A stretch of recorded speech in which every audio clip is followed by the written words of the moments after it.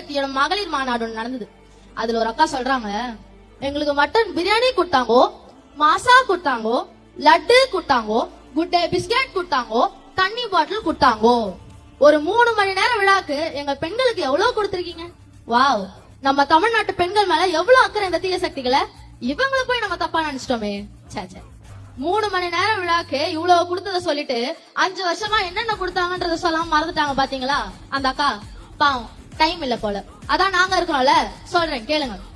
மாணவர்களுக்கு கஞ்சா கொடுத்தாங்கோ, பெண்களுக்கு பாலியல் வன்கொடுமை கொடுத்தாங்கோ, கேஸ் சிலிண்டருக்கு 100 ரூபாய் குறைப்போம்னு சொல்லிட்டு போய் வாக்குறுதி கொடுத்தாங்கோ, நீட் தேர்வை எங்களாலதான் ரத்து செய்ய முடியும்னு பெரிய உருட்டா கொடுத்தாங்கோ, கரண்ட் பில்லை ஏத்தி கொடுத்தாங்கோ, பெண்களுக்கு ஓசி பஸ் கொடுத்தாங்கோ.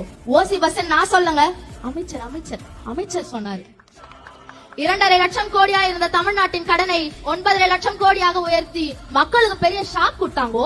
கருப்பு சட்டை அணிந்து கொண்டு பூரண மதுவிலக்கு வேண்டும் என்று எதிர்கட்சியாக இருந்த போது சவுண்ட் கொடுத்தாங்கோ.